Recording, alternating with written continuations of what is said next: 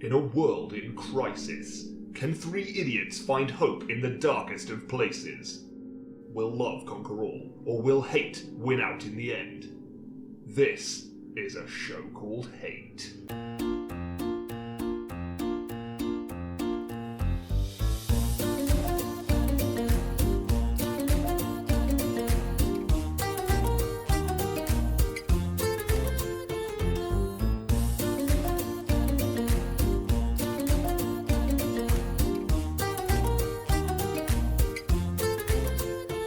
Well, hello, and welcome to A Show Called Hate, a podcast in which we explore love, hate, and everything in between in search of greater meaning and perhaps a little perspective. I'm John. I'm Nick. I'm Chris. Sorry, Nick, did you say you're sick? No. Good. No, I'm fine.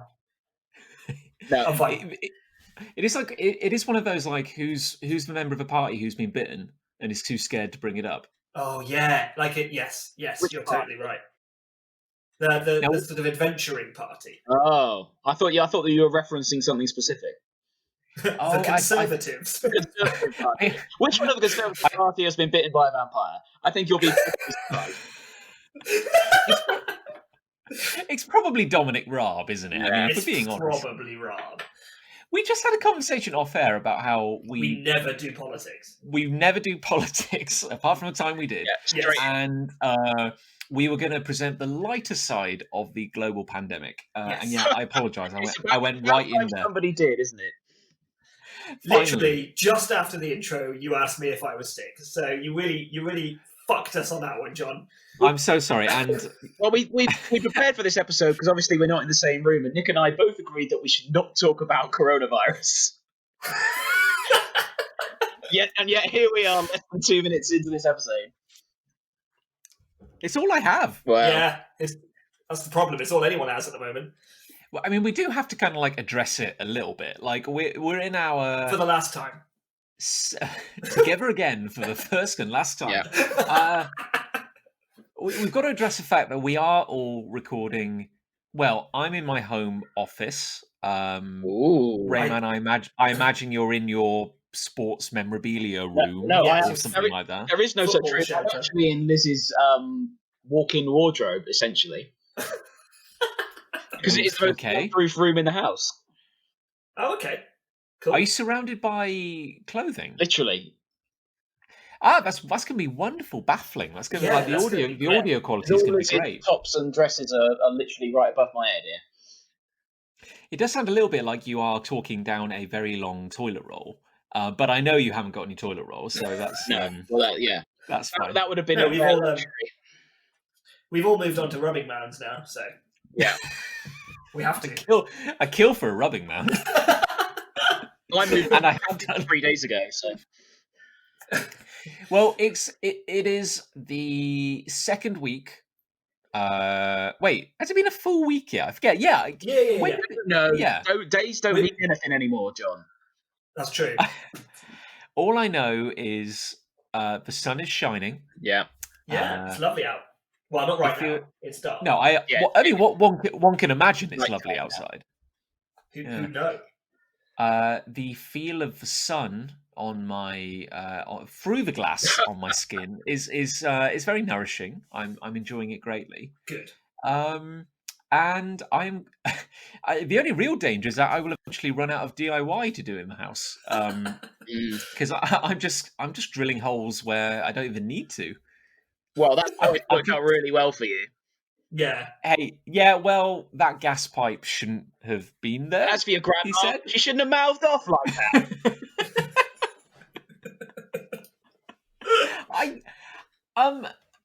But in all seriousness, though, just to get like the official paperwork out of the way, Hmm. are we all coping okay with our new life? I think so. I'm fine. Yeah. Yeah, I feel like I'm fine as well, but I feel like I don't know how it's going to be like further down the line. Like a few weeks in. Like I don't know, 1 and a bit weeks or whatever we're on at the minute isn't really enough for me to know yet how crazy I'm going to get. I've got to ask, like, how is everyone's personal grooming going? Well, I tell you that's an what. interesting question. Yeah, I'm genuinely concerned about hair cutting because we obviously can't go out to our usual haircutman who would, as I believe it's known. I can't remember the word anymore. It's been so long. Legend talks of a well-groomed man roaming the plains, trading us short-backing sides for a can of beans. That's got to be a myth. So yeah, I am already on the very long bouffant side of things right now, and I've got to stay in for the next 3 months. I can't I'm wait. apparently I can't high wait risk. to see what this looks like by the end. I know. It's gonna be very exciting. I'll keep you posted. Yeah. Do we give up on shaving? Is the question. I haven't. Yet. I am going to grow my hair because obviously I've got no choice now, and I feel like I will just not bother shaving for a while. But obviously I'm going to still have video conference calls with clients eventually. So I have to be in some sort of state, even if I just gel everything back, including the beard. I love the imagery of like a group of people on a conference call, all looking like Tom Hanks from the end of Castaway. It's been 2 days, Frank. What happened? It looks like the multiple squares on your screen just look like a mood board for like hair colours or something. You look like it's like Guess Who, where you get the weird faces down the bottom with like random facial hair. Except they're all cousin it. Do they have a beard? Yes. Ah, shit. Oh god. Are they lacking vitamin D? Yeah. Oh, damn it. Just how that would be cool a better version of Guess Who. You see, something really weird happened for me because you guys have known me a long time, and you know that my hair is temperamental at the best of times. Oh, sure. But it completely completely irrelevant to the coronavirus. The sun came out, and it's like sun's out, guns out, and I just I grabbed a short sleeve shirt and some shorts, which has been like I've just been wearing those for like the last few days. Oh, you got it. And there's like a quasi kind of like Hawaii 5.0 kind of vibe going on, and I feel like I've matured. I feel like I've evolved into a new form or something because I feel like the summer's here. Like I'm holding an ice cold beer. Yeah. Doing some gardening. My new home office is right by our back doors of our downstairs. So it is just open the door. Lovely. It's getting a bit of breeze in. I've loved it so far. It's weird. It's weird how quickly the summer seems to have come on. It's like, oh, everyone's inside. All right, here it comes. I got to say, like, last week it was a little grey for a while. I think we had the weather wasn't quite as good. A week ago, and that definitely felt like a little miserable. When it's kind of like you're stuck in. I can't go out anyway, but if I did, I'd be rained on. It's just a bit bleak. I don't know. I think the sun does help. Like I think so. And decent internet connection is keeping the country sane, basically. Yeah, true. God, can you imagine if Netflix went down? That would be it. We've got Disney Plus now, John. We don't need Netflix.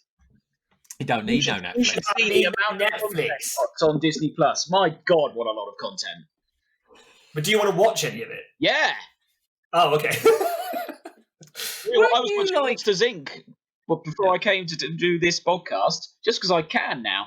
Just because I can. I didn't even have the sound on. Didn't even want to watch it. I just can, so I did.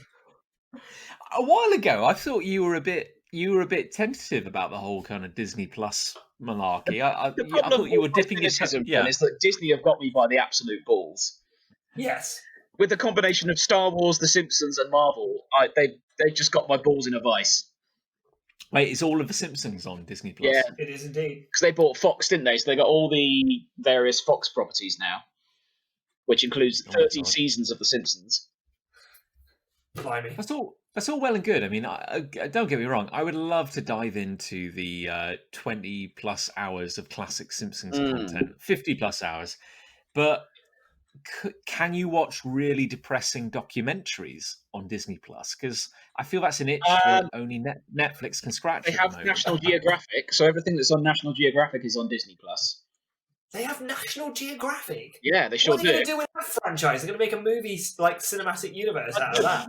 I'll tell you what I've favorited on my Disney Plus app so far, because there's some surprising content on here. Tell me, Christopher. Well, it's the usual you'd expect Marvel movies and Star Wars and what have you, but I thought, that looks like an interesting documentary, so I also favorited some of those. And I'll tell you what they are. Watch this in front of me. So I've got the old Spider-Man mid-90s cartoon. You got It's great. Not a documentary. Not a Not a documentary, though. The World According to Jeff Goldblum. Bad start. That's I want to watch that, actually. That looks good. What is that? Is that a documentary?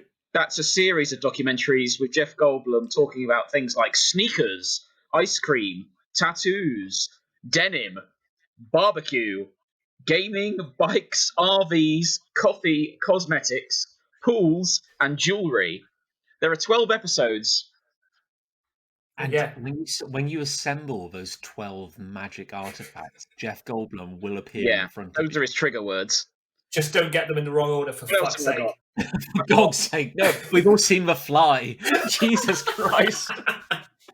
I've got Willow, the classic 80s movie Willow. Still not a documentary, No, though. all right, I'm getting to it. Are you? Great Migrations, that's a documentary about butterflies Is it? and birds. I'm picking things up like Great Migrations. that. Mission to the Sun. Don't go there.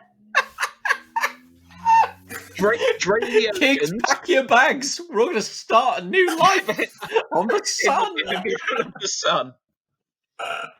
Drain the Oceans. Titanic, 20 years later. Okay. Well, it's and still, into it's the still Grand there, isn't Canyon. it? So, yeah, Oh, okay. I've been into the Grand Canyon, so There that you might go. feature me. some of those sorts of things I find interesting if I'm really bored, which I'm about to be. These all sound kind of fatalistic. I mean, you're either flying into the sun, Yeah. Yeah, true. drowning, or throwing yourself into the Grand Canyon. I mean, at the moment, that sounds all right, doesn't it? It's like the only options we have at the Yeah. moment. God, what a way to go, though. What a hero. Imagine he died like he lived, throwing himself into the sun. Like we're currently experiencing the Will Smith renaissance. Like he's suddenly just back, and how I think in sort our of lives. against our will we are, yes. Yeah, it's kind of Will. like it's. Oh God, that's so good. I know, I'm very funny. I don't know if you've realised. No, it's incredibly. I hadn't. It's not known it. But it's weird. It's like Will Smith is back in our lives, and he's new, and he's improved, and he's somehow not quite as entertaining as he used to be. Yeah. And he did that. He jumped into the Grand Canyon, didn't he? Did he? He had like a rope attached to What him. the hell are Oh, you okay. talking about, John? He did. No, this is. Don't give me that. This is real.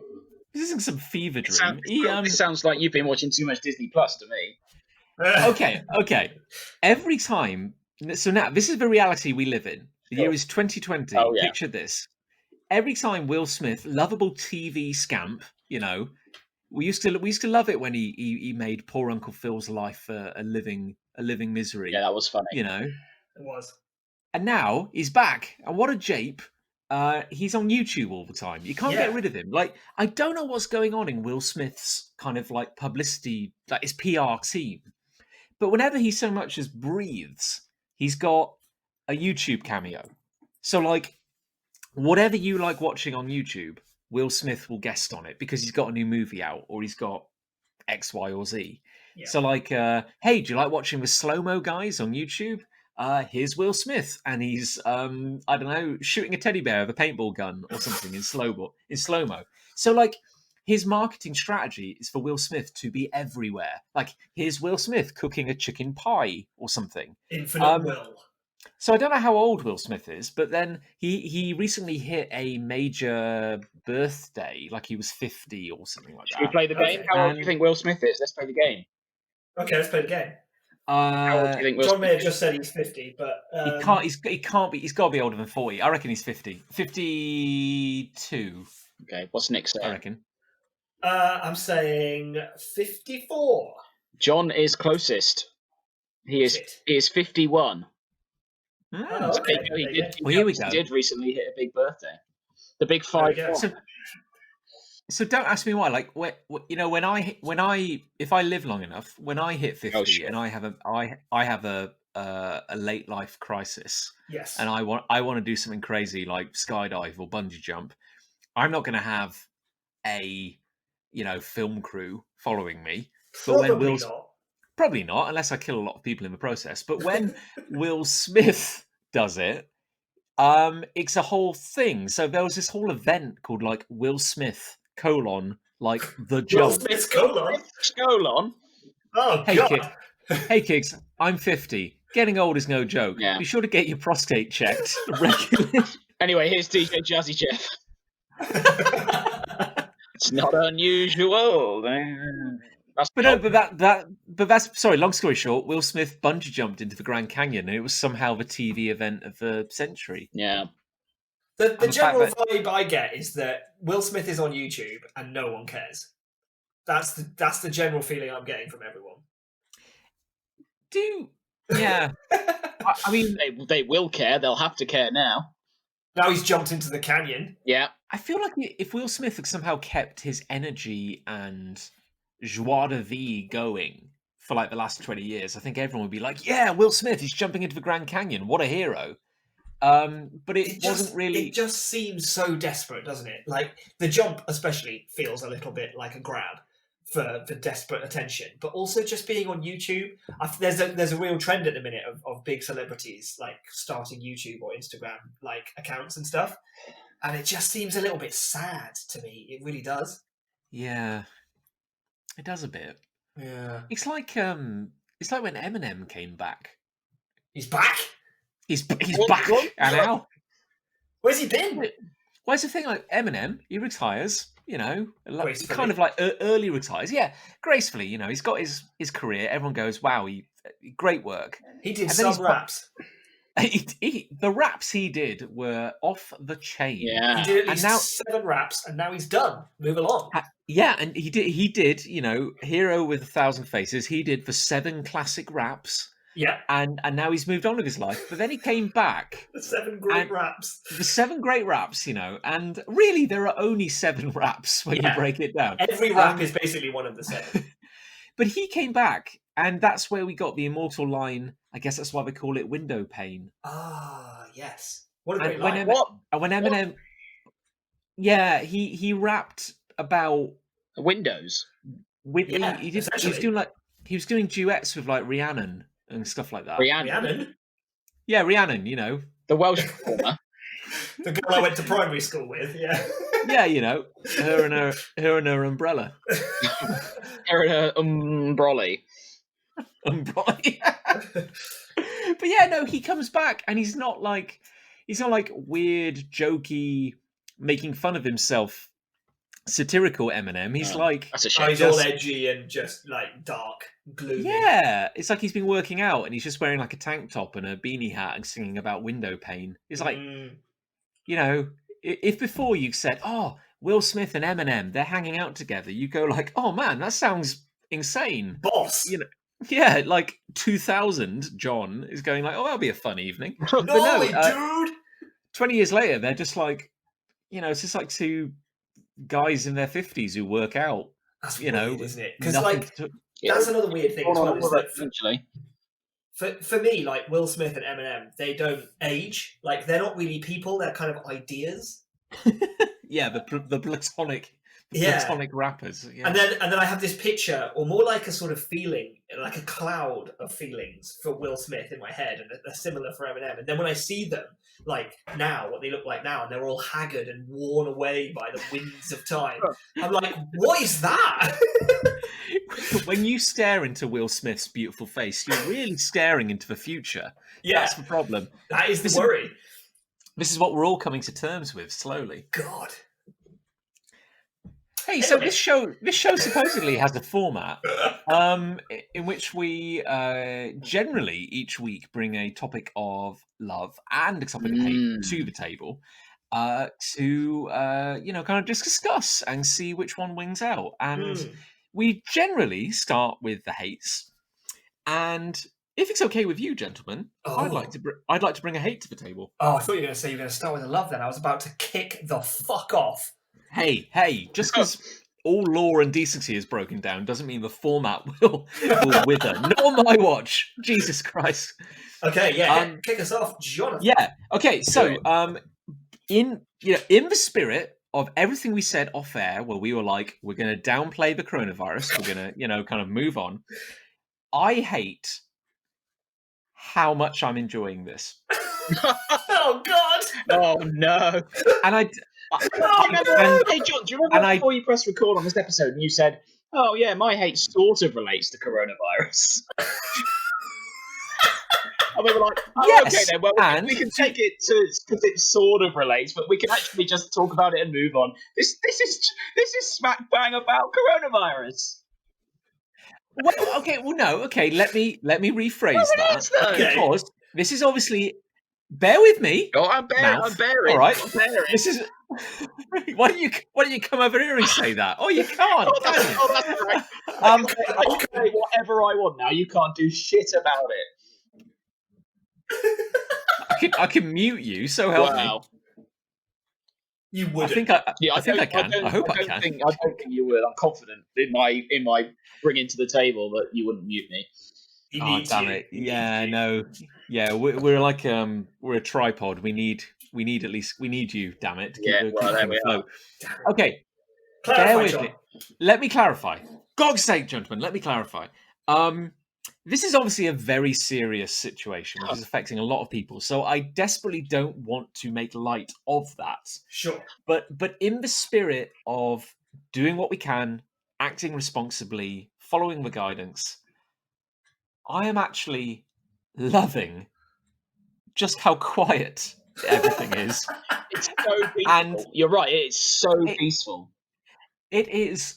And what I hate about it is what it says about me. Sure. Because I went to the supermarket yesterday.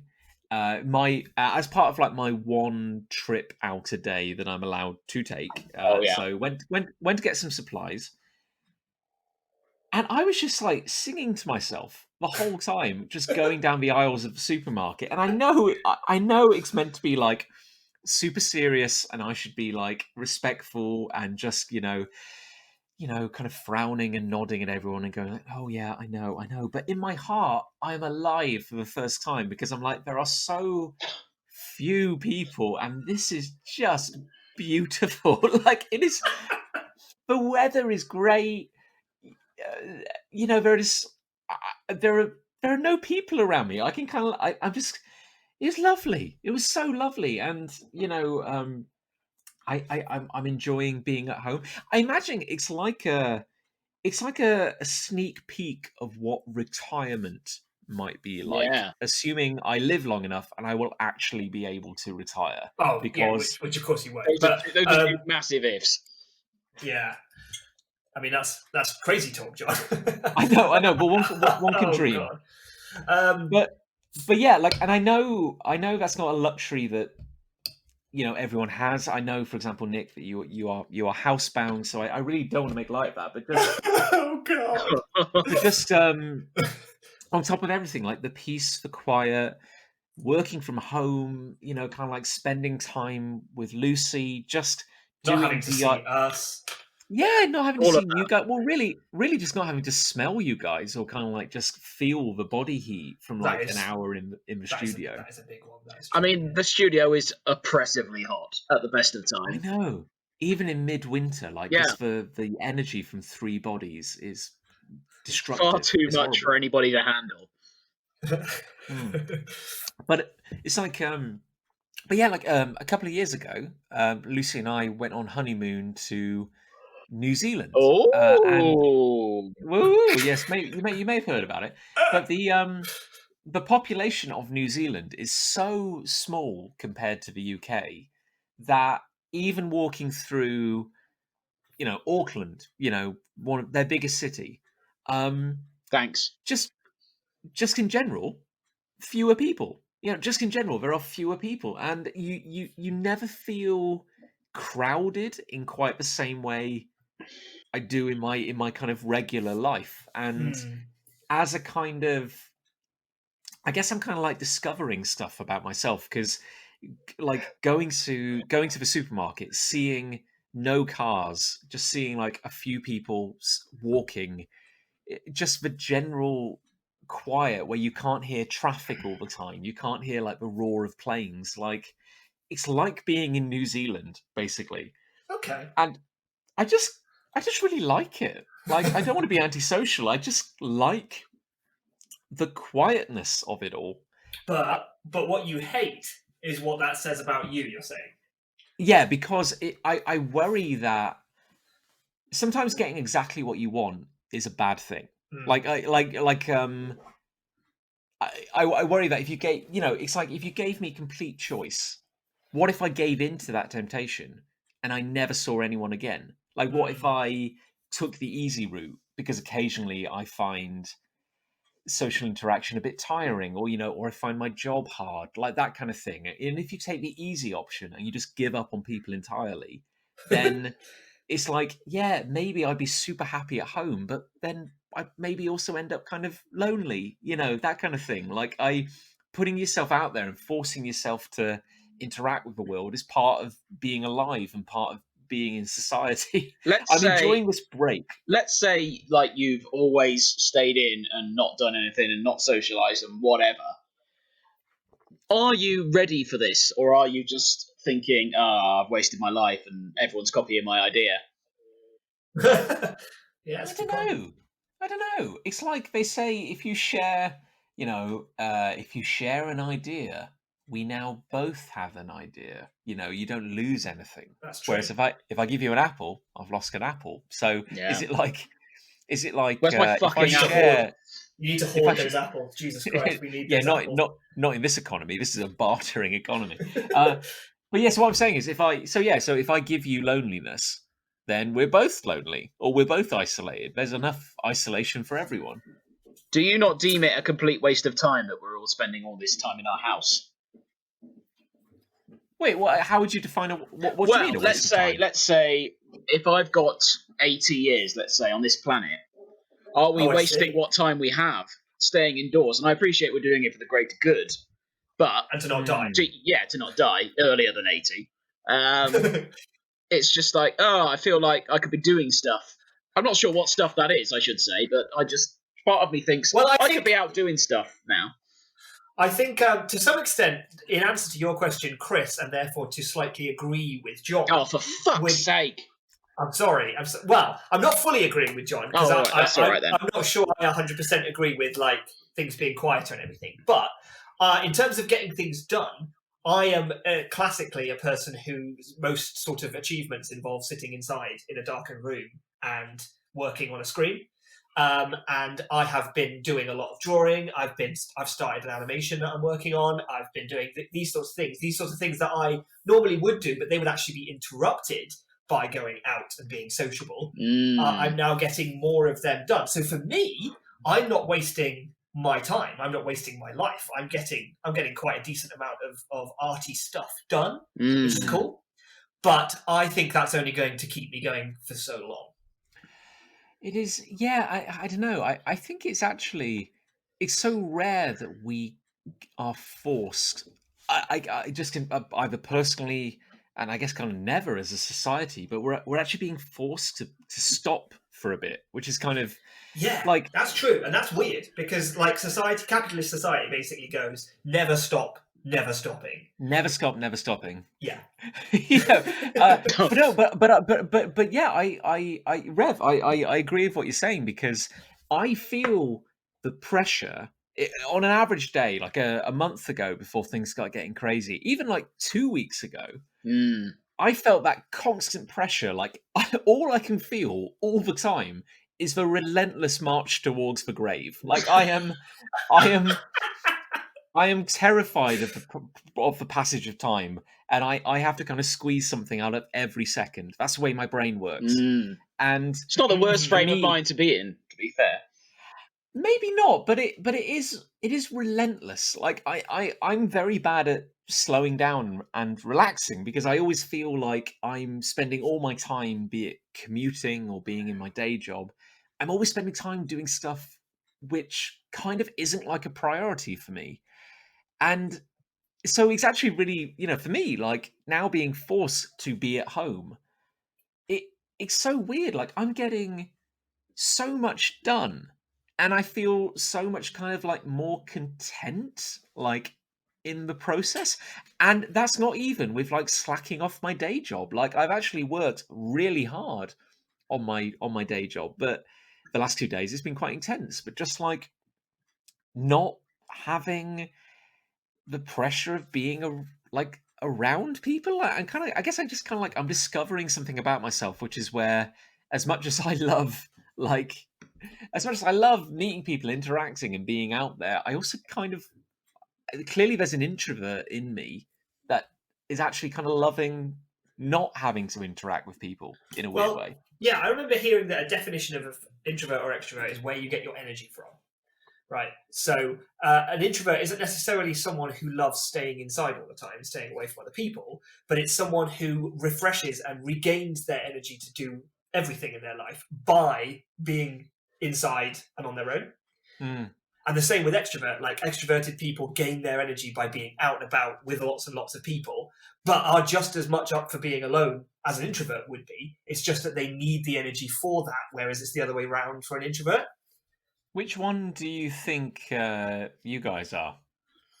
I think I'm an introvert because I feel like I build up energy when I'm on my own, and then I get when I see people, I suddenly realise how much I've missed hanging out with people, and it all comes flooding out of me like some sort of horrible diarrhea. How are you coping, Rev? Because you kind of like, I've always thought of you as kind of like a bit of a social butterfly. Like, you always kind of like, you know, You're always you out and about. Yeah, you're always moving between parties and raves and Big time. underground discos and stuff like that. Big time. Yeah, Well, discos. it's very upsetting that all my raves have been cancelled. At the moment I'm good, but bear in mind I've not really been particularly housebound so far. I've been working up until day before yesterday in the office. So if you ask me in a week, I might feel differently, but at the moment I'm fine.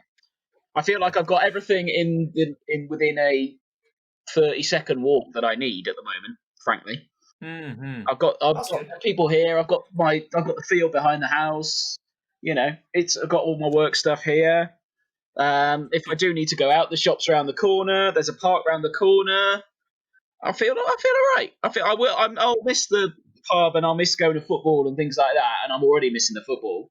But that's not the be all and end all as far as I see it at the moment. This is a sacrifice that we sort of all need to make and all are making for the greater good, and that's fine.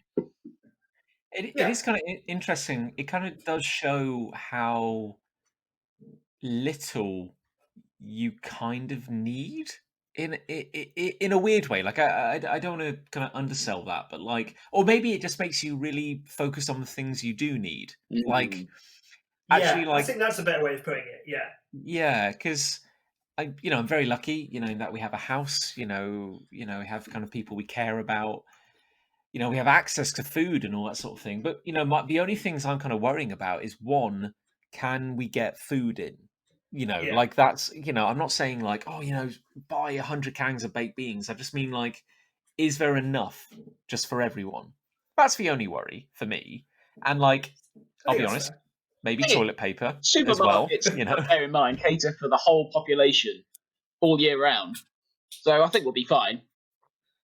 As long as people aren't dicks or don't continue to be dicks, then we'll be fine. I think it's that. Don't continue to be dicks. That was good. Yeah. It would be nice if everyone comes out a little better from this. Like, we've not had a great run as a species for the last few years. I think this wouldn't it be wonderful if a positive out of all this is that we all kind of pause and reassess and kind of, I don't know. It's just nice. Like, I can see people out my window, like, checking on each other. The little neighbourhood. We've got nurses coming around to check on some vulnerable people. Yeah, I'll tell you, because I walked Daisy earlier. I went around the corner to walk Daisy in the park. It's amazing the amount of people just sort of hanging out and just go, "Oh, hello." People seem genuinely more friendly at the moment. Just if you walk past someone, they'll say hello and whatever. So that's quite nice. And someone walked past our house earlier and just went, "Oh, hello, afternoon," and all that. And it's just like, it's quite nice. You're like, get off my land! I was like, who the fuck are you?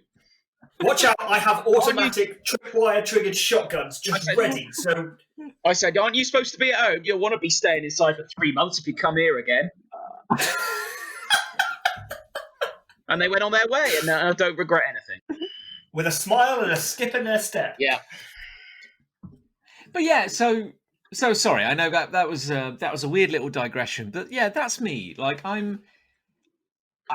so that's my hate. I hate what it says about me, but I hope I come out at the end of this a little stronger. And I think honestly, like, it is making me appreciate the people who mean things to me. You know, the people I care about. Like, I think that's a really good thing, because what I've noticed is I've started calling people and chatting to people who ordinarily I may have just waited until the next time I saw them.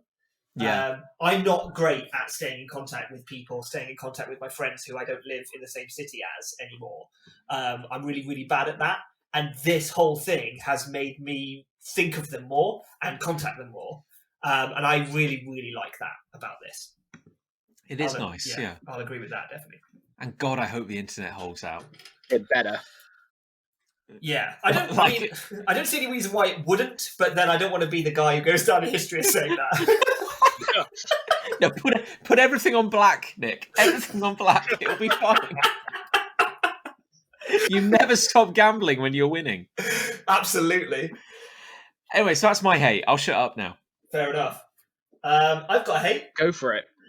Yeah. I hate how toys are advertised. Oh. Okay. Let me go a bit deeper. So I don't really watch toy adverts anymore because I'm a 34-year-old man. But I do still like toys. Yeah, right, exactly. But I remember watching toy adverts as a kid, and it'd be things like for action figures or stuff like that. And you would see hands holding the toys in the shot of the video, but they would be playing in some sort of incredible playset that just doesn't exist. So you'd have like an action figure of, say, Captain America, but there would be city buildings and a half burnt out car and a street, and you'd see a sky in the distance and stuff, and it'd be like, what? Where'd they get all of that stuff? Like, all I get is the action figure. I don't get the whole world to play in. And I know what you're going to say. Oh, Nick, it's all in it's meant to be in your imagination. Fuck off, is it? I want that city that I can play in. I want all of that, please. Please send it to me. Here's a controversial response. Oh, God. I think scenery, when it comes to toys, is a waste of everybody's time. Jesus Christ. Why do I need scenery? The characters move to different locations. I can't have all the fucking scenery. Different locations, like your kitchen floor. Thanks for my Beetleborg. And now I want the place where they hang out. No, just pretend. I tell you why not. You won't remember this, and it won't matter at all. Chris, silence. This is my time. This is my time to talk, and I'm telling you why you're wrong. Because if I play on the kitchen floor where there's an old bit of celery and some cat biscuits that Captain America trips over, then that's no fun for me or anyone. On everyone's parents. That's not a biscuit. That's Batroc the Leaper. Yeah, that's right. Did you, as a kid, like you see these adverts? Because like my summers were always defined by what cartoons are going to be on TV. Yes. And therefore, what adverts will I see during that time? Like, what are the hot toys? Absolutely. And it was one thing to be like, there's this new range of Transformers, or it's Spider-Man action figures, and it's like there's a whole new set. I never knew anyone who had the full set. Like, did you really? Because I would have said, I would have said that like childhood for me was a weird, and the friends, knowing my friends and everything, it was like a weird combination of feeling amazing when you got something, but also never being able to complete anything. Yeah, like never having as much of it. And this is going to sound so entitled. Never having as much of it as I really wanted. This is very but I really did want more. That's the thing. It's like having the original Power Rangers. It'd be like having the Black Zord, the Red Zord, The Yellow the Ranger yeah, and you know, Zordon. you can never make the full Megazord. Like it's No. impossible. Like you'd always be missing a leg or something. Well, That factually did happen with me and my brother, because me and my brother were both into Power Rangers, and Mm. I liked the Blue Ranger and he liked the Black Ranger. So we both got an action figure of our favourite Power Ranger, and then I got the blue Zord and Phil got the black one, and they were the Zords that would transform into their appropriate parts of the Megazord, and that was that. Yeah. That was the Shit that was the end of that story. I'm going to sound spoiled now, but I had the full Megazord, proper deluxe, everything What? separate, and then turned Wow. into Megazord toy. I always say, to I my mum remember now, you having that. It's probably worth quite a lot now. And I say to mum, "Oh, whatever happened to that Megazord?" And she goes, "Oh, I think we binned it." And the fury well enough behind me. The blood just drains from your Oh face. my god! Now, I'm so Rev. angry about it. Rev, you may not be able to appreciate this because you maybe ducked out of Power Rangers when it was still, the golden era. I But, don't really remember anything beyond the original Power Rangers. But you know how in Power Rangers then, whenever they summoned the Zorgs, throughout the various scenarios, you'd get the big figures, you get people in costumes, cities being destroyed, that kind of thing. Mm. Having seen some of the later shows, after a while, they gave up on paying actors. And they very clearly, in the Zord sections, were just holding the toys. Brilliant.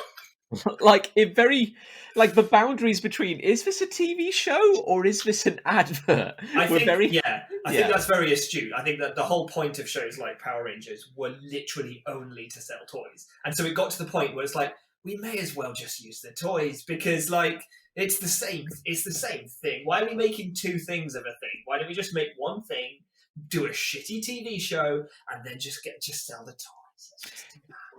Do you feel, Nick, that is your anger directed mostly at vintage adverts or modern day adverts? Well, I mean, as I say, I don't really watch toy adverts now. I don't actually watch terrestrial television anymore, so I can't speak for current adverts. Although I have seen a few of them, and I think they are still doing this bullshit where they create more. Essentially, they're creating more toys, but for a single use, right? So they're going to have to go through the same process: injection molding, manufacture, concept design, all that work just for the scenery around this toy. But they're not going to sell that to the children. Oh no! Waste of No, time. they'll just keep that. They'll keep. You know who get those? The Hollywood executives get those toys, and they get them, and they in their fancy glass offices at the top of skyscrapers. They've got all these little cities and these little streets and these little burnt out cars. I just want a burnt out car to play with. Oh Is my that god! so much to ask? Can you imagine Elon Musk's playpen? That is good. God, he's got all the Ninja Turtles. He's got the original Ecto one. Yeah, he's got the Ninja Turtle truck that spits out the manhole covers. He's got the Megazord and the Dragon Zord. Better not be my Yeah. Megazord. Oh my god! He might have your Megazord. He might. It's Yeah, like I bet he does. Probably he's going to lift up a Mega. sale. He looks at the bottom of the foot and it just says Chris. Yeah. I bet he couldn't believe his luck when he found that at the car boot sale. He was like, not only have I got a Megazord, but I've got Chris Ray's Megazord. Yeah. And I bet he haggled for it as well. Yeah. Doesn't matter that he owns a rocket ship. For crying out loud, Elon Musk isn't paying. He's not paying market price for a second-hand Megazord. No. What's the I imagine favourite toy you ever owned as a kid? Favorite toy I ever owned? Ooh.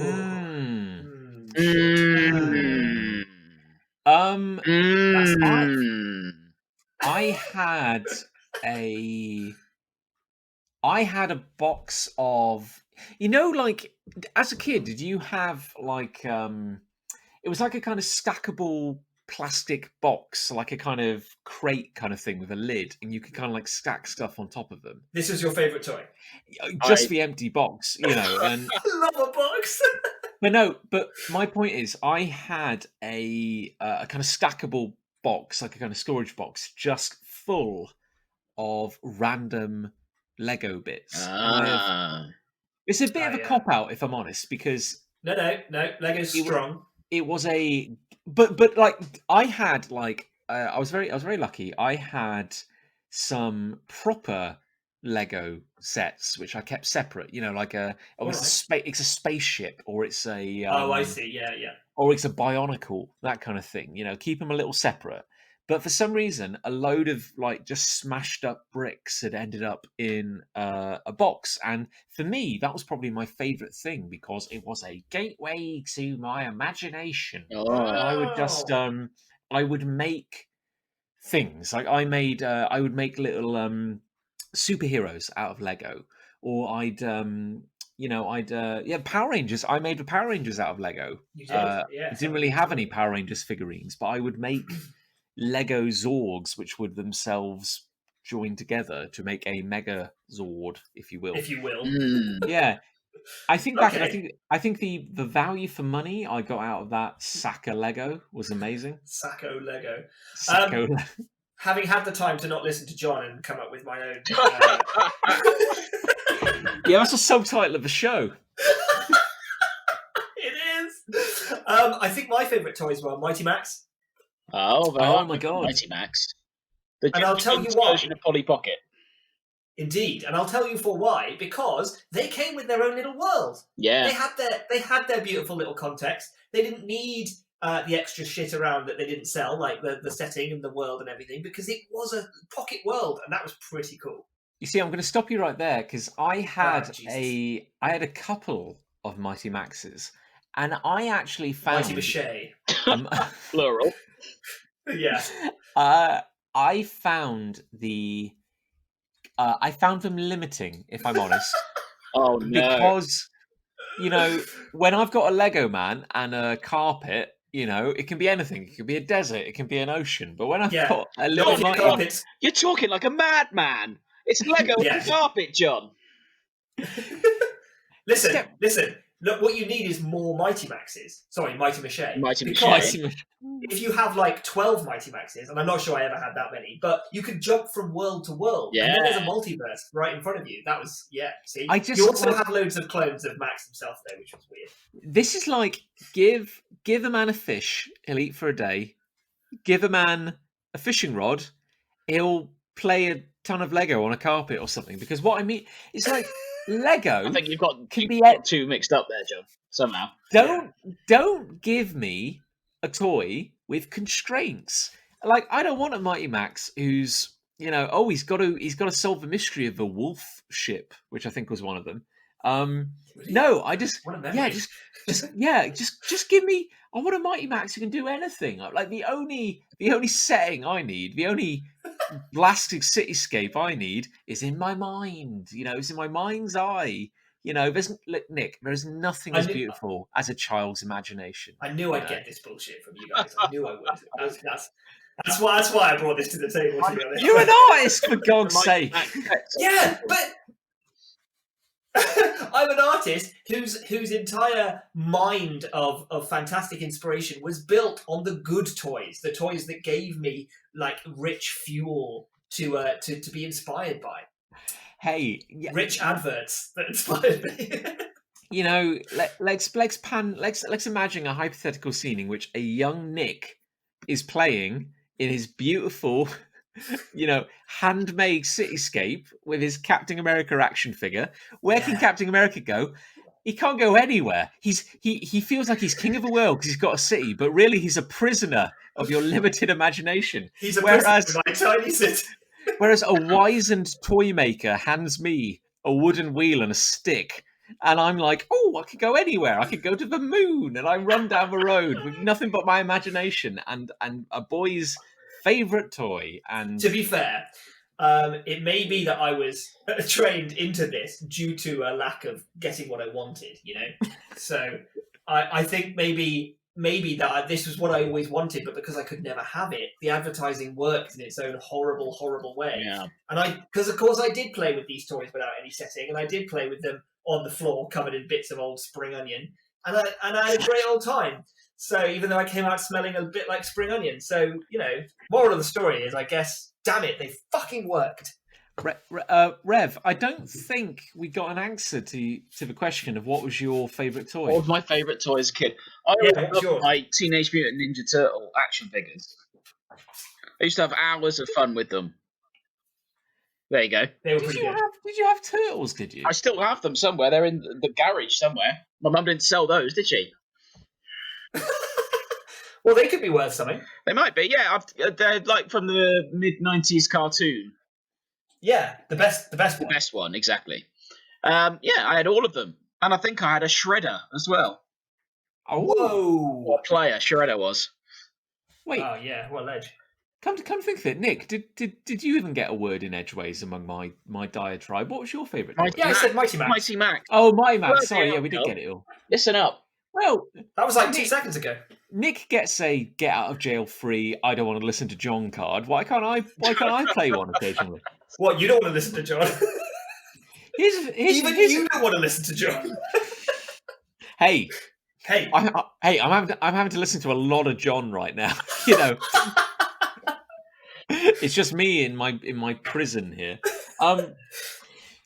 Here's a weird thing. I always found like I'm getting like a weird kind of like it's like ASMR but for like an imaginary feeling. Like Rev, you're talking about like a Teenage Mutant Ninja Turtle action figure, Sure. and and even though I never owned one, in my head I can vividly picture what it felt like to hold one of those action figures, like Yes, how yeah. the weird kind of ridges of Yeah. the shell and everything. yeah, like So tactile strange. flashbulb memory sort of thing going on. Yeah. I tell you what used to bug me. Action figures where the arms were kind of bent into a preset pose in a weird way. Yeah. Like if you give me an action figure who is only designed to hold, say, a gun in one position, that would really just gem my marbles because I'm like I want a dude who's kind of like he can just be he can take part in any scenario. A young boy's imagination can picture like, oh, is he saving the space president or is he kind of Was he fighting killing the space president? yeah, or is he killing the space president? He can do it all. But it's like when you try and have a meeting of all your little heroes, and one dude always looks like he's holding an invisible gun. I'd be like, are you all right? Are you having a stroke? It's why I like Lego. You can buy into the shared unreality of everyone being yellow and having claws for hands. Because at least it's consistent. You can get away with anything if it's consistent. Everyone's got rickets. Is that Can right? you imagine if you met a Lego? I used to think about it. Yeah, I mean, well, hopefully we're not getting rickets right now. Eat a lime or something. But like, I used to think if you scaled a Lego person up to human dimensions, Oh god, they'd be monstrous. that would be horrifying. I think there's an artist who's drawn realistic Lego people. You should look it up. It's There's a latex mask like of human flesh, but a Lego man's shape. yes, Yeah. That's pretty freaky. Oh, I mean, you think about it, like their legs would almost be as thick as they are tall. They've got really big, chunky They'd legs. chafe, wouldn't they, if you tried to walk with those legs? There'd be a lot of chafe in there. Well, there we go. I got a I hate. think we're all just picturing that now. Okay, please save us. Well, I've been thinking a lot about cleanliness lately. Just because there's a virus going around, you may have heard. Oh god, we're back on the virus. And it's got me thinking Mate. that I've had so many run-ins with this particular element of cleanliness that I think I'm going to hate it from now on. And that is air fresheners.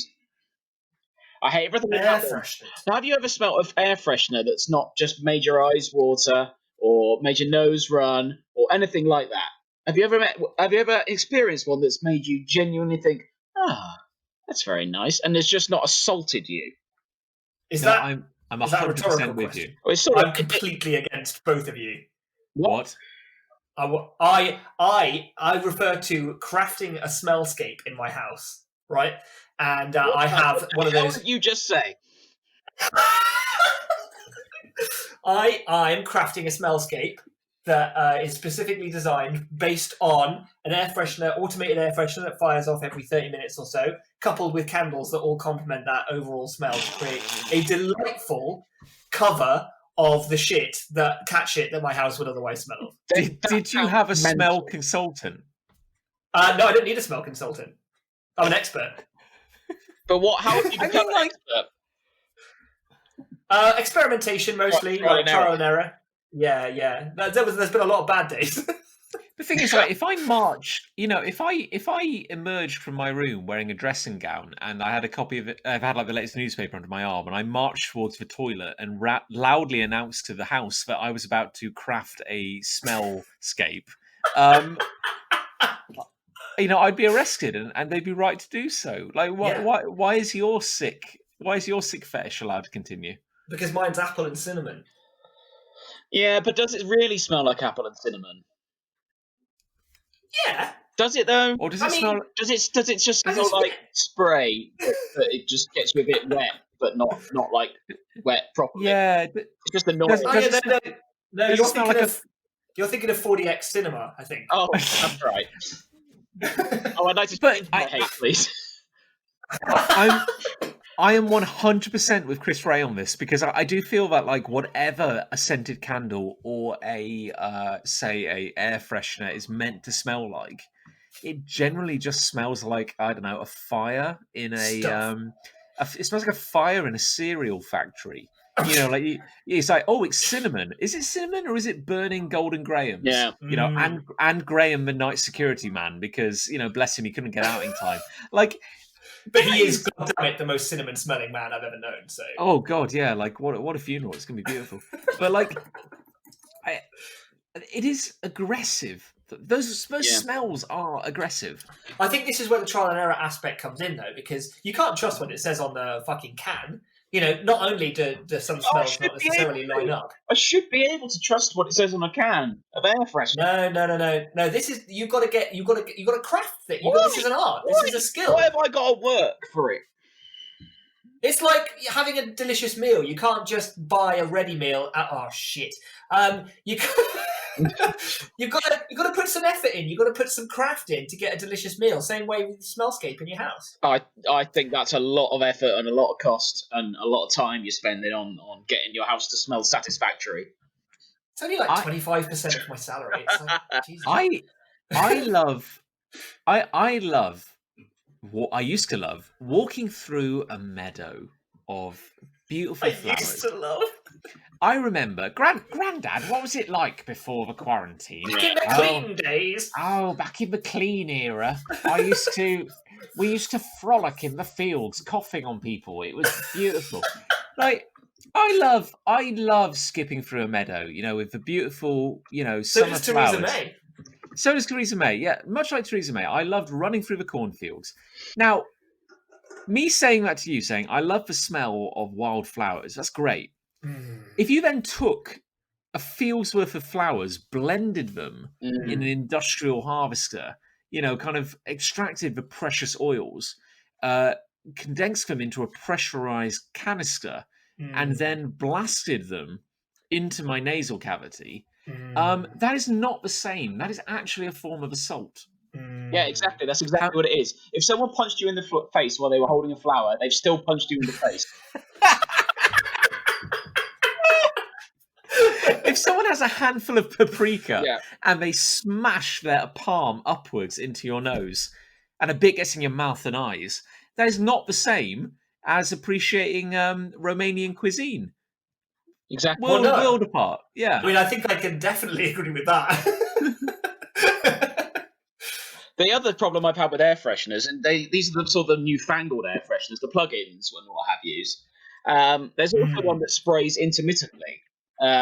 It's like it looks like a little vase, I suppose, or something like that. They make it look cool in your house, which is bullshit. It just looks like a fucking air freshener. Anyway, it does look like an air freshener. My older sister got one when they first came out, and when we used to go down there, I would sleep in the lounge in a sleeping bag, just on the floor, whatever.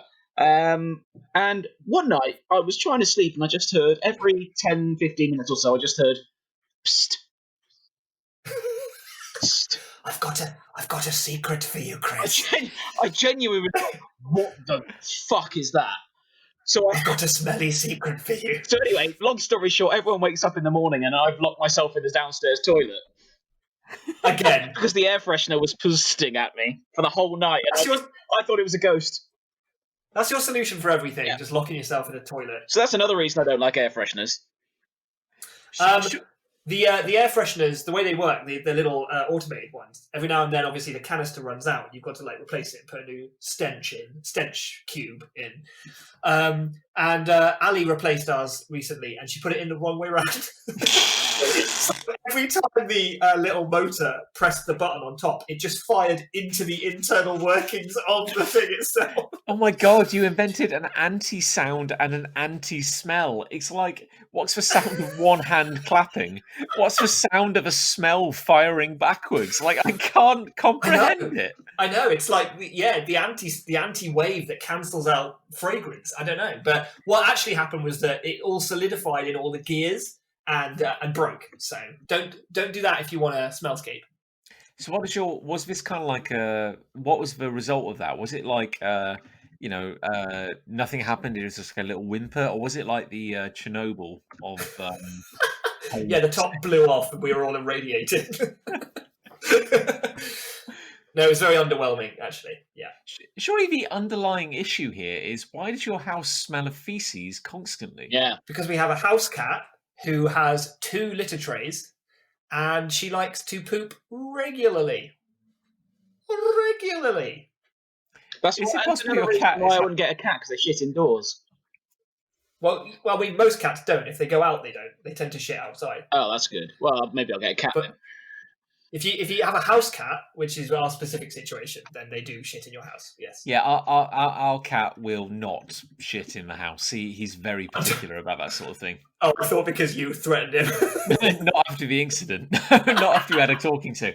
Actually, our cat is, like, with the changing weather and us being home all the time, he's spending a lot of time outdoors, and his every whim is being catered to. Like, he wants to come in, we let him in. We want to feed him, we feed him. I think he's drunk, like 24/7. It's like if you give a child too much of a good thing and they'll never understand boundaries. It's like Bradley looks drunk 24/7. It's like he spent the entire day sleeping under a bush in the garden. And then he just What kind a of life. staggered towards the house, with I turned my back for a second. He's behind me, like bleary eyed, kind of blinking, and like all his fur's kind of mushed up. I'm like, are you all right? Like, I think you'll be glad when we go back to work. Indeed. Yeah, pretty So, much. do we have any community hates? Yeah, we do actually. There's a little combo. No, they're all hates. That's good. Good work, team. Good work. Good work. Yeah. Keep That's the all we joy want. alive. Okay, so dipping into the mailbag, Ooh. friend of the show, Alexander Heritage, Hello. long-term listener, Heritage, long-time listener, long-time supporter, says, and again we're gonna touch upon some topical issues here. But he says, I hate how you don't see enough of the good news. Like, for example, how China's cases of coronavirus have decreased, or how it's looking likely the virus may be slowing down in the summer, which will hopefully give us all some breathing room. Hey. It would be much better if there just were no virus.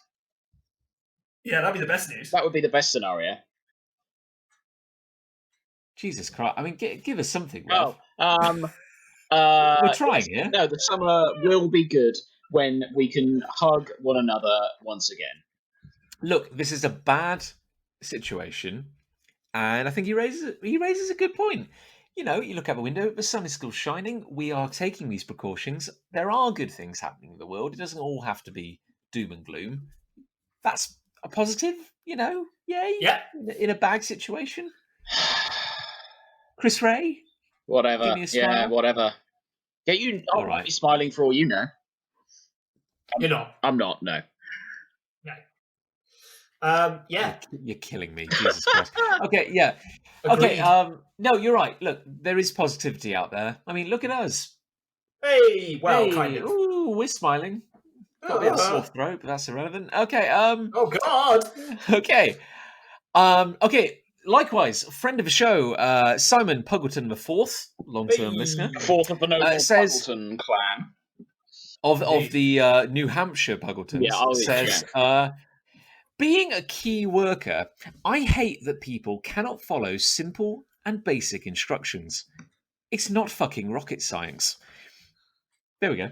Okay. Yeah. That's Good. okay. I mean, what I found really interesting, and maybe this is just kind of the last echo of some of the general anger we feel as a society, is that I was chatting to my parents the other day, and they had tons of stories about young people doing stupid things and breaking the rules of lockdown, for example. Yeah. Sure. And I can probably bring to mind tons of case studies of old people doing the same thing.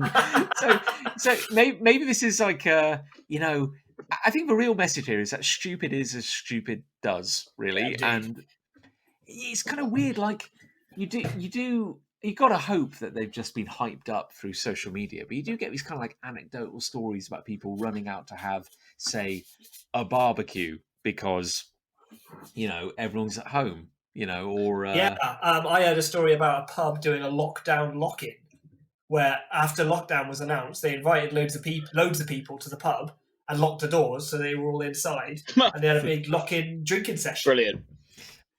So that's pretty cool. That's gonna sound like a really good idea up until about 2 a.m.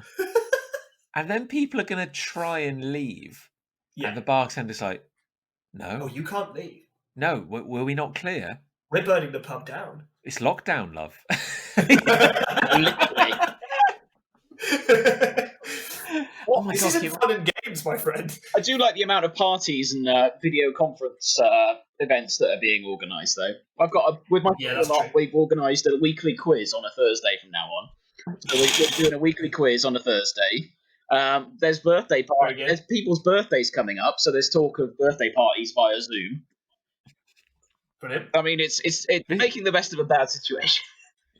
This is what yeah. I'm talking about. The internet must not die, or there will be panicking. There will be Imagine- rioting on the streets. Imagine It is if this all we happened have. in 1998. Oh my god. Sweet Jesus. Oh my God! I mean, We'd all be on our GeoCities websites. no, Desperately updating with scrolling text. we'd all be on the one GeoCities site Yeah. which existed in '98. That's right, yeah. We'd be watching a dancing hamster. If this sort of That thing is about to happen Over and over again. indoors, it might as well happen now, where we've got access to all this wonderful content. That's true. Like this podcast, for example. For example, Yeah.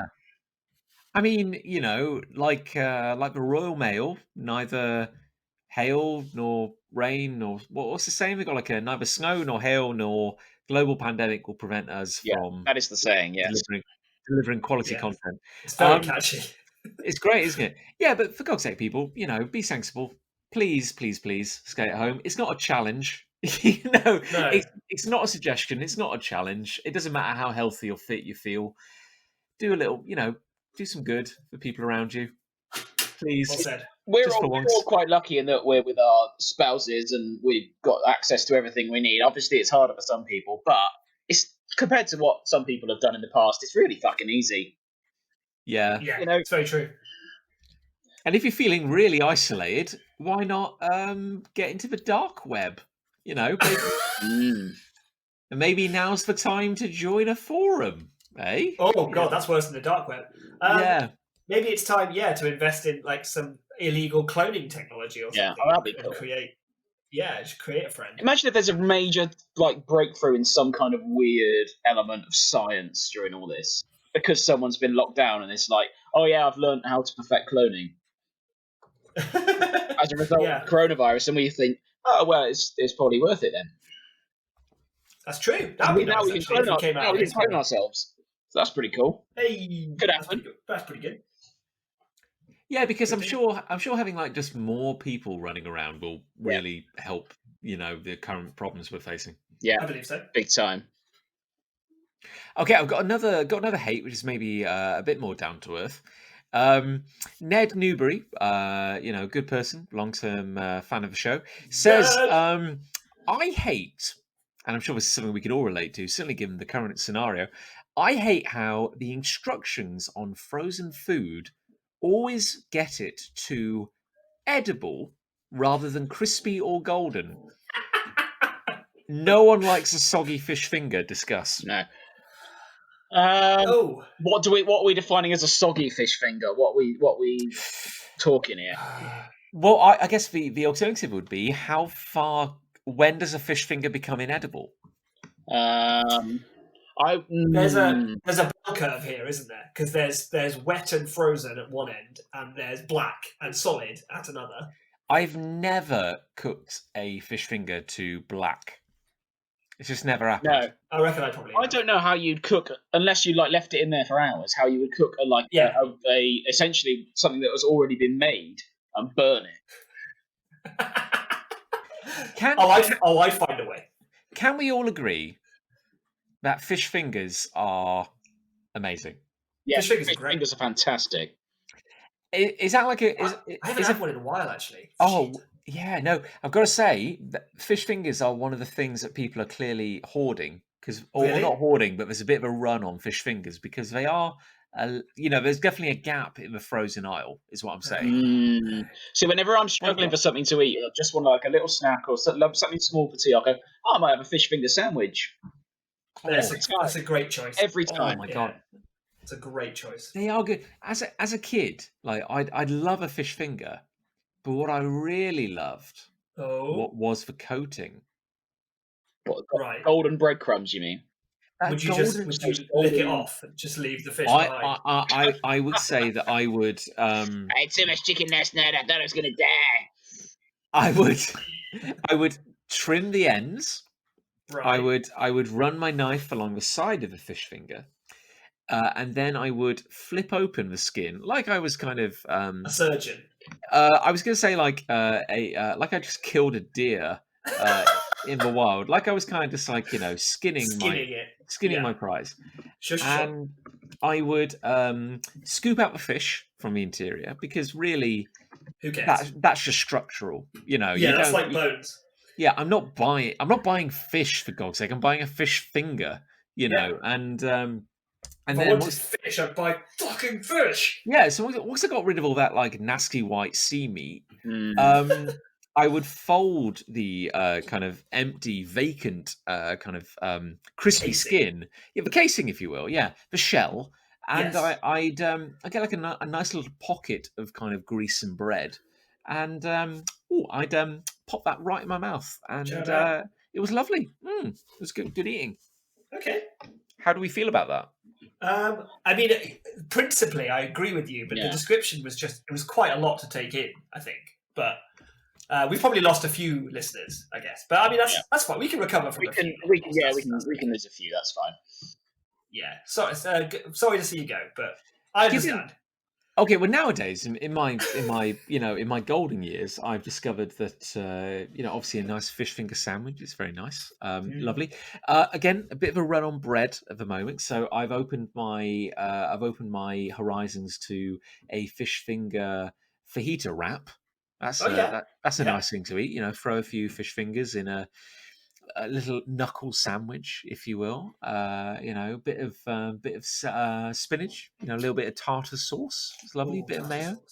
Ooh. I'll tell you what. I think we've gone off a bit topic though from Ned's point. Oh, sorry. Yeah. He hates how if you follow the instructions, you will only ever get edible rather than crispy or golden. I think that is true, except for pizza. Whereas if you cook a frozen pizza and you follow to the letter, it will be burned. Really? It's the other way around. Yeah. Interesting. That's maybe I just have an overpowered oven that's just keen to cremate everything, but that's what I've seen. I mean, actually, my oven did cremate my whole actual kitchen, and I had to call the fire brigade. So I guess maybe I'm the idiot. I'm the asshole here. Yeah, maybe there's something seriously wrong with. I guess you have a new oven now because it. Joking aside, it did blow up your kitchen, and it did. Yeah.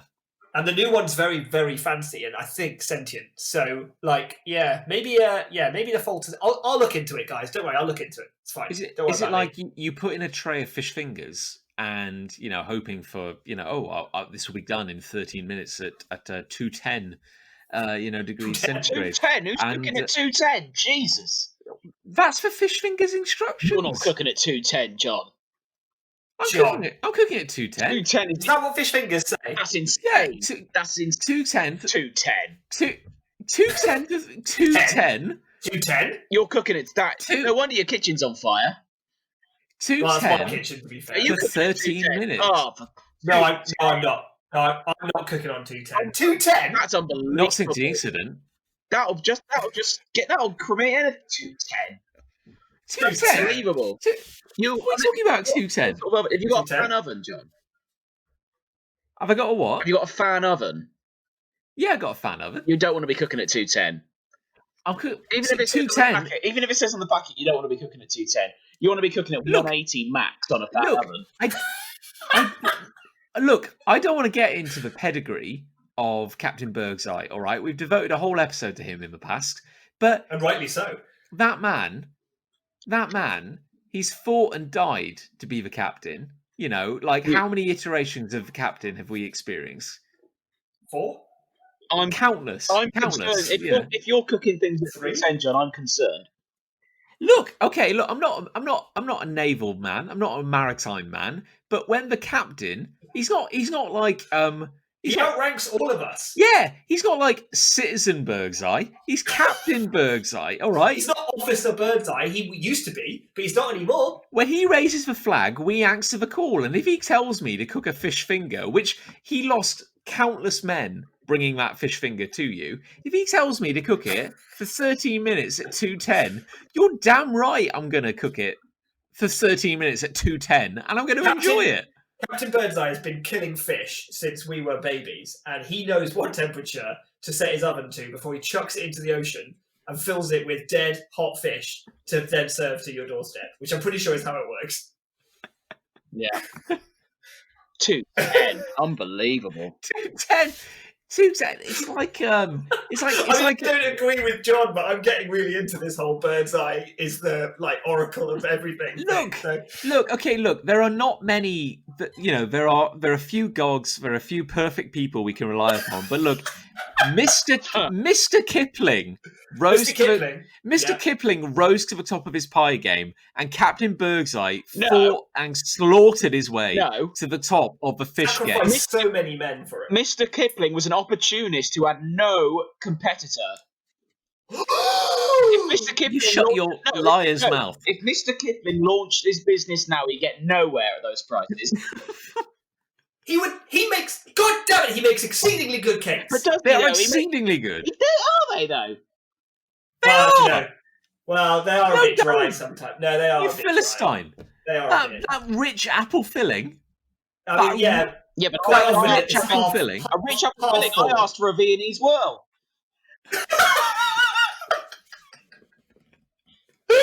Look, okay, I don't know what highfalutin, angel delight nonsense you're living in. Oh, don't But- talk to me about Angel Delight. So, No. sorry, yeah. shitting again. No, after Oh, jeez, yeah.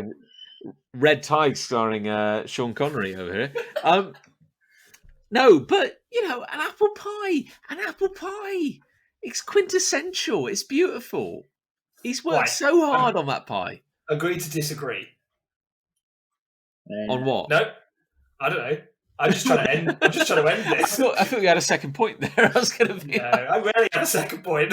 Well, can we agree? Okay, can we at least agree that while we may not support their methods, Mr. Kipling and Captain Birdseye got where they got through elbow grease and and effort and Above reproach. and a trail of dead bodies.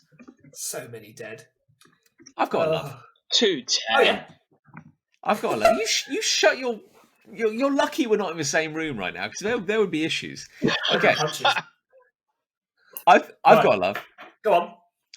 I love the branding, marketing, and models associated with selling garden pool equipment. Okay. Okay, so come with me on a journey. You're walking through. Well, obviously, you're not doing it right now.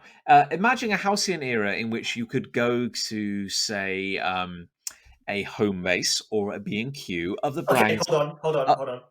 Okay, imagine it. Yeah, no, okay, I'm there. So it's kind of like now, but you're not in your house, Okay. and you're walking around without restrictions. Oh, okay, that's not what I had. Okay, I'll do that. Okay, you're not surrounded by walls. Okay, so other brands are available, but you've gone to an outdoor hardware kind of store sort of thing. And you could be there to buy some tools. You could be there to buy some lovely wallpaper, but you're not. You're there to buy a freestanding, inflatable, rigid pool for your back garden. It's a hot summer. You want to entertain your kids, okay? Seems unlikely, but okay. Come with me on this journey. So you are browsing the inflatable swimming pool area. Sure. Now, you are seeing on the boxes a number of models, both male and female, enjoying the outdoor swimming pool. Indeed. Now, if you are the marketing team selling an outdoor swimming pool, you are faced with a challenge in that nobody gets into an outdoor, freestanding inflatable swimming pool fully clothed. That's not how swimming pools work. No. So you have to take photographs of people in swimwear Oh God. enjoying a swimming pool. Yes. So you have to walk an incredibly fine line between is this sexy or is this practical? Because we are selling a swimming pool. Why can't it be both? Well, here's the thing. Sextical. Yeah. It's a family affair. It's a family affair, Rev. You've got It's like, family affair.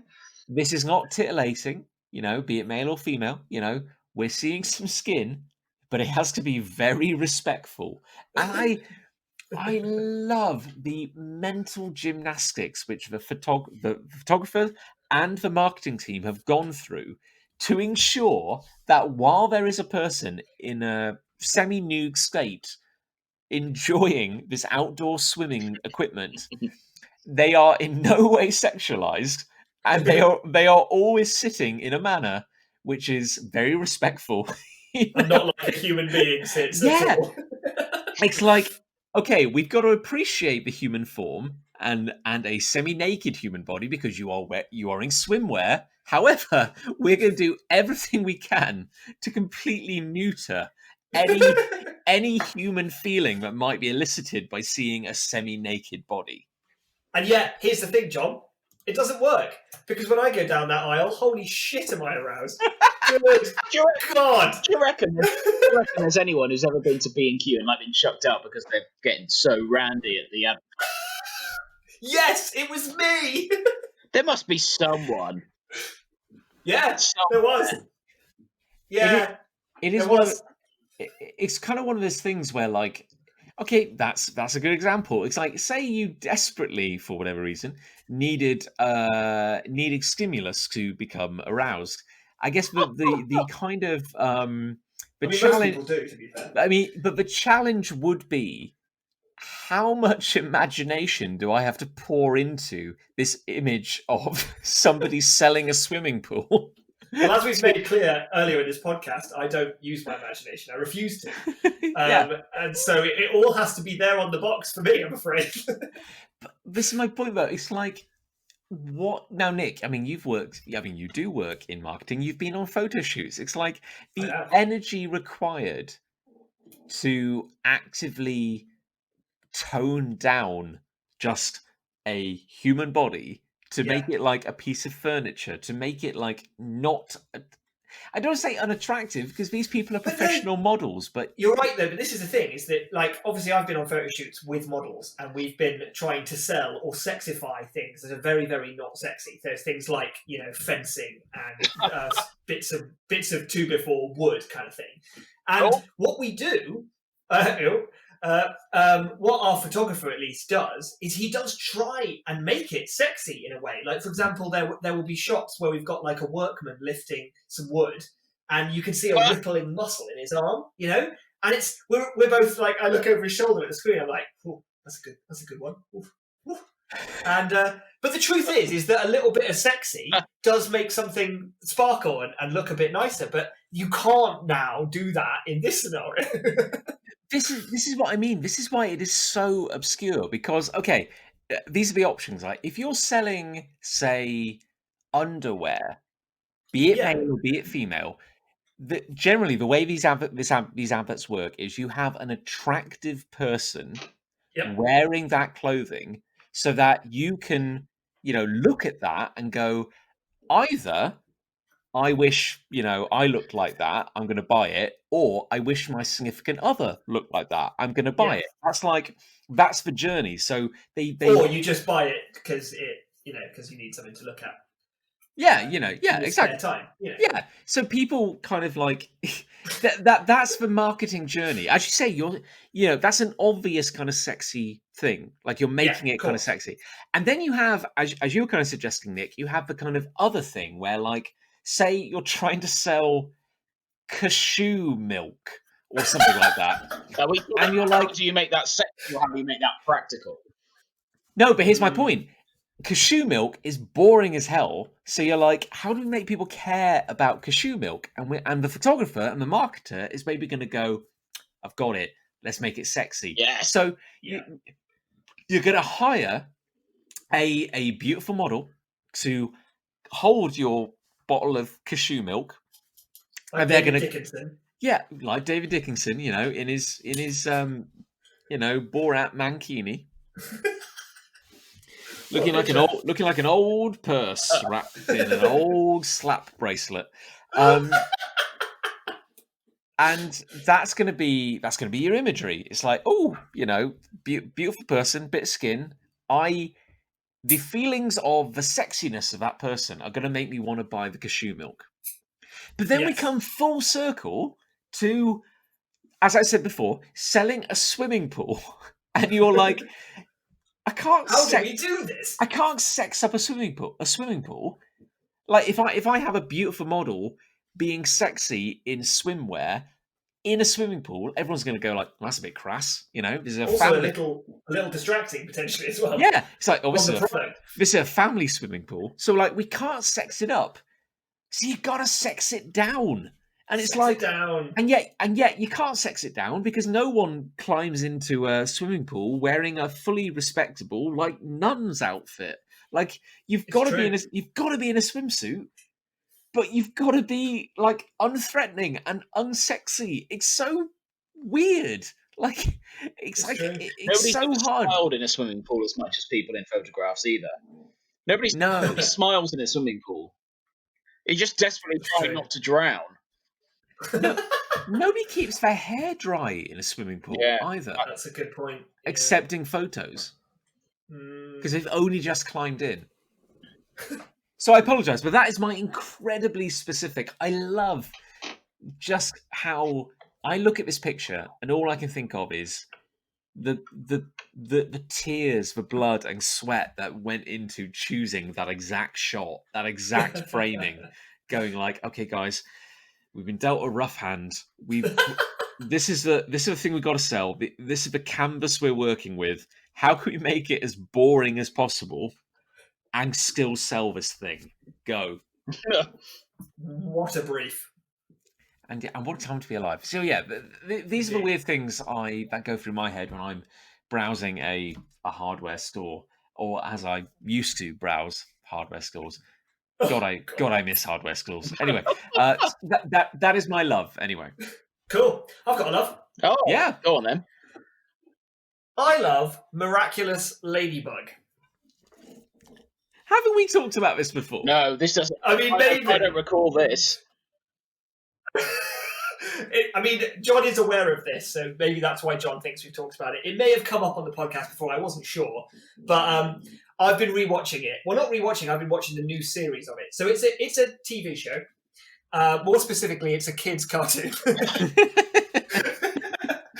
It's on Netflix, and I strongly recommend anyone who has any sort of tolerance for animation and cartoons and superheroes to give it a shot in this trying time, because it's fucking it's just really, really good. I started out right. It's very weird, okay, and it's very French because it's a French made thing. Sure. But it's all dubbed in English, so you don't have to worry about subtitles or any of that garbage. Any of that, Any any of that foreign Yeah, nonsense. Any of that reading. And it's at its core, it's about two superheroes. One who is called Ladybug, who is a kind of slightly Ladybird themed hero, and one who is called Cat Noir, who is a black cat themed hero, right? And they defend Paris against an all manner of powerfully weird and colourful villains who threaten them on a sort of monster of the week sort of basis. But it is so weird, while at the same time so formulaic, but just so tight and concise in everything it's trying to do, which is like, we've got to get through these certain things. Like every episode has got to have an extended transformation sequence of both characters when they transform into their superhero alternatives. And it's also got to have a certain kind of villain, and it's got to hit all of these moments. But it just, in a sort of 27-minute or whatever it is, nugget, it's so tight and well packaged and put together that it started out for me as a guilty pleasure. I was like, this is trash, but it's fun and I'll just put it on. And now I'm a genuine fan. Like, I'm 100% on board. It is excellent. It is superb. I didn't want to interrupt that because I've watched it as well, and by all accounts, like your higher brain is going like, this is trash. Like, I've got to stop watching this. And then your lower brain is going, is it though? Is it? Like, oh, let's watch another one. Like, it is. Yeah, it's really good. And also, like, I've finished season 3 now, right? And the end of season 3 has this huge, incredible finale, a 2-part episode. It's kind of like the Avengers of Miraculous Ladybug, right? And those words just sound like garbage, I know, but you have to just look it up and just see what I'm talking about, because it'll blow your mind. I'm looking it up right now. Yeah. So is it? So you're seeing pictures of the characters. It's a CGI cartoon, yeah. Okay.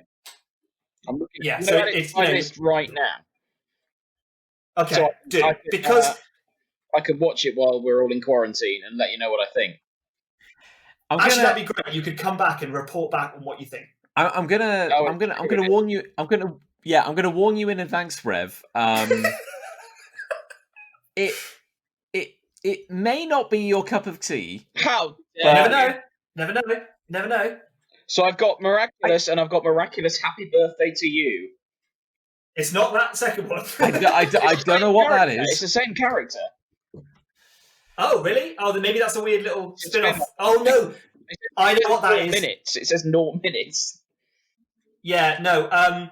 There's a lot of things on Netflix where they get their mascot characters to sing Happy Birthday so that parents can put them on for their kids. Gotcha. Oh That's the age group we're talking about here. Just that's fine. I've added it to the list and we'll see what happens. Yeah. Oh, no. Here's my thinking, right, is that I honestly, and this is going to sound like huge words, but I think Ladybug gets to the core of what superheroes is all about. I genuinely believe that's that. a huge shout. It really is, and you're not going to agree when you watch the first few episodes of this.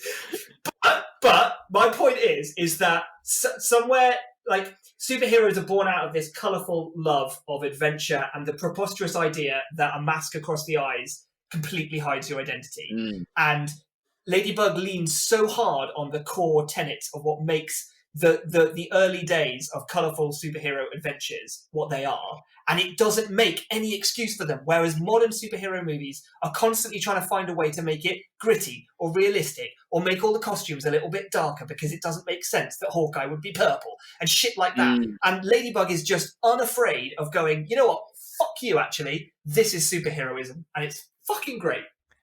I've got to agree. I mean, it is so colourful, and it has always bugged me that that's very good. Yeah, it's always catted me that even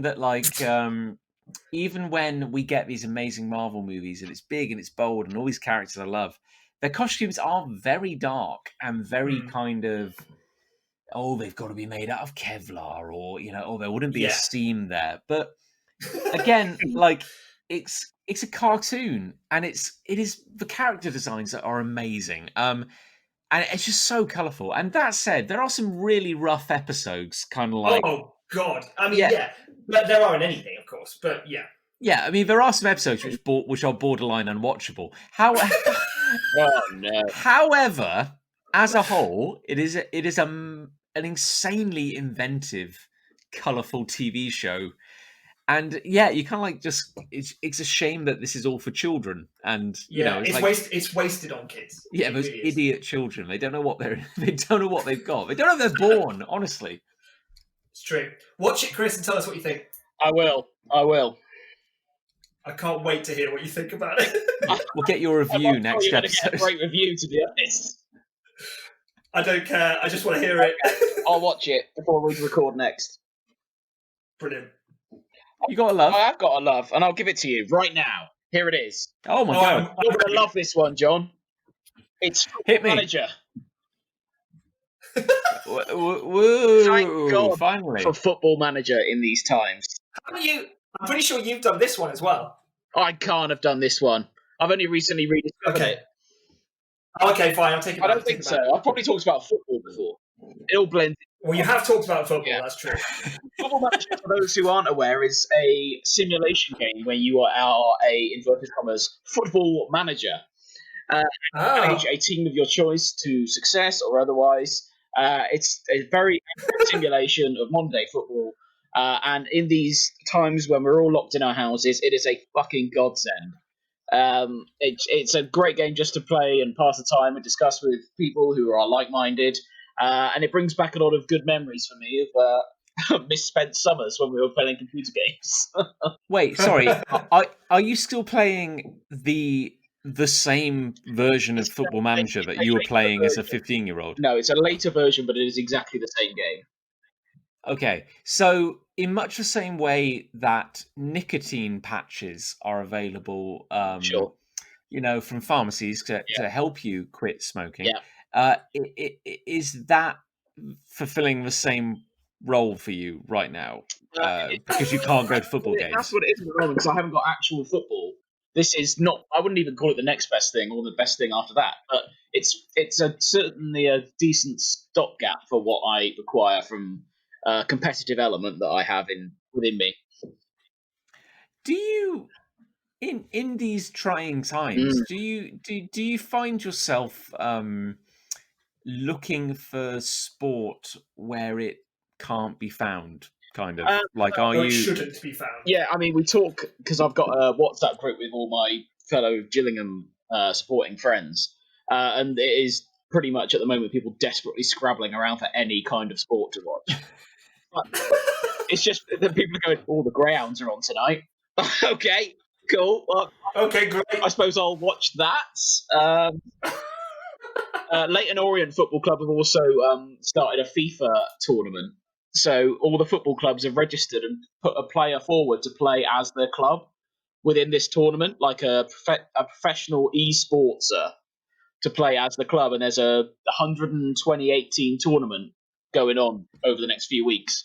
That's actually kind of amazing. Yeah. Wow. So that's all happening. Speaking of sport, have you heard that wrestling has been going ahead, but with no audience? What? Really? What? Have they been filming it? Or Yeah. Oh my god, it's incredible. I've seen some of the footage. It's so surreal. It's like you've got the massive arena, the wrestling rink or ring or whatever it is, and you've got rink. It's like ice skating, wrestling on ice. Wrestling on Finally, ice. I would watch that. I'd watch that. That'd be amazing. Yeah. But you've got these two guys delivering their pre-match smack talk in front of a completely empty arena. Oh, That's bizarre. It's beautiful. It's such a thing of beauty. It's amazing because they've got, like, you know, all the scenarios, all the rivalries, all the, you know, the kayfabe, like the scenario of wrestling, the shared myth of wrestling. But if you don't have people cheering, it does draw us. It does put a stark spotlight on how weird on how weird wrestling I've is. never watched I can wrestling. I imagine. find it so weird to watch it, just at the best of times. I never was into it as a kid. I just think it's really strange. I never got into it either. No, me neither. But as I get older, and I kind of like I hear people talk about how much they enjoy wrestling, I do feel like I'm missing out a little bit. I feel And like, I feel like I understand it now. Like it's the same as liking superheroes. It's kind of that, isn't it? yeah, and I would bring up superheroes as the classic example. I feel like that is what wrestling is. Like, someone kind of talking about the latest scenario with their favorite wrestler is no different than watching like Avengers Infinity War. But it's Like, weird to me that they get an audience, and it's like a sporting event, and people turn up to support their favourite wrestler. If I was doing the same in football and I turned up to support my favourite football team, but it was all scripted, I would feel so cheated and so betrayed by the institution. and yet, when you go to see, or when you used to go to see a Marvel movie, which has a script, you wouldn't feel cheated. No, because that is a scripted story. I think it's a difference of how you approach it, though. I think you approach wrestling like you approach a movie or a TV show. You don't approach wrestling. But do people? I don't know. This is a question rather than a statement. Do people approach wrestling like a football match, like a sporting event, or do they approach it like a movie or like a play or a musical or something? Well, yeah, I think it's more like the latter. It's like, if and again, I would bring up Marvel movies. I think it's like, you go to see Endgame or whatever, and you're like, well, who's going to live? Who's going to die? I've no idea. And I think it's kind of like that when you go to a night at the wrestling, like a night at the opera. Like you just night at the wrestling, get your opera glasses out. Yeah, that's fine as long as people see it that way. I get it, I suppose, but it's just a weird sort of mix of everything to me in terms of sport and theatre and everything. The only and drinking. Don't forget the alcohol. And drinking. I mean, drinking's very important. The only thing for like wrestling, which, because I get it now, I do understand. I understand what it's all about. The only thing that kind of breaks the immersion for me now is the knowledge that your character, the character you're playing, can change quite significantly over time. Right. So even if you emerge on the scene as, "Hi, I'm Jumbo Trebake, and I'm and you're either like, oh god, what is it? You're either a heel or a face." Yes, yeah. And it's like, if you're a face, you're a good guy, and if you're a heel, you're a bad guy. So you get all these kind of scenarios playing out. But they might. It's like Hulk Hogan. Here's a true thing. When Hulk Hogan started wrestling, they picked his name because originally he was meant to be playing an Irish character. Irish. Oh, Hogan. Yeah, as in literally, like they were workshopping his character while he was playing it. So like they were literally like, "Oh yeah, you're an Irish wrestler." So then this guy's like, "Okay, I guess I'm doing like an Irish accent." And then after like 2 matches, they're like, "No, that's a really bad idea. We're dropping that." I could have told him that. Yeah, so it'd be like you've watched Thor, appear in like 20 movies or whatever. It'd be like 10 movies in, they go, "Yeah, I think we want Thor to be like a villain now, and maybe he's got like a cybernetic arm or something like that." And then you kind of just have to like forget what came before. Yeah. That's the weird bit. Yeah. Everything else completely grounded in reality. Oh yeah, for sure. But yeah, so Football Manager. Football Manager is helping to fill the void, among other things, but certainly in terms of my competitive streak and my football streak, that is helping me out at the moment. And I've always loved it since I was a kid. I've got some fond memories of people making artists out of themselves and putting holes in walls and things like that. So lots of that sort of thing. I feel like it's like a gateway drug to like Subbuteo. Harder stuff, yeah. Or something like that. Yeah. Did you ever play Subbuteo? Yeah, when I was a kid, I used to love Subbuteo. Although it's bloody hard. I used to play a bit of that. It is fucking hard. So it's really hard to play. Yeah. Does it actually work, Subbuteo? I think you have to be like expert level, but yeah. You have to be very specific and very accurate, because you obviously flick the little piece of plastic into a bigger bit of plastic. And that's for anyone who has for anyone who has no idea what we're talking about, Oh, sure. Subbuteo was I can't even call it a board game. It was like It's a tabletop game. I a guess. tabletop Yeah, game, call it that. Yeah. a football game in which you'd have a team of men, little figurines, but they'd be 11 men, as they are having a football team, obviously. But they're kind of like they're like they're all on like a little hemisphere, like a little rocking Yeah. kind of. Yeah. And you'd flick them across a football pitch, like to Exactly hit that. the ball. Yeah, to be honest, I don't know how many flicks per team you get. I don't really know the specific rules around it, but it was a very big game back in the day, and there's still tournaments going on now, I think. Really? That'll probably be on telly before long. Subbuteo. Actually, yeah. no one coming up. That will be. We could do virtual Subbuteo, which is just Football Manager.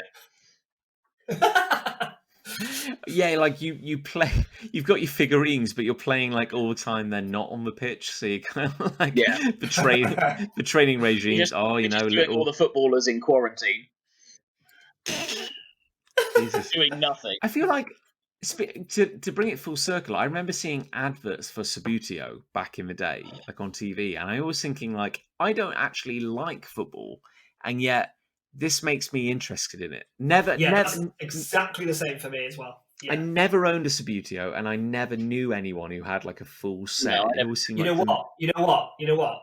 I'll tell you why.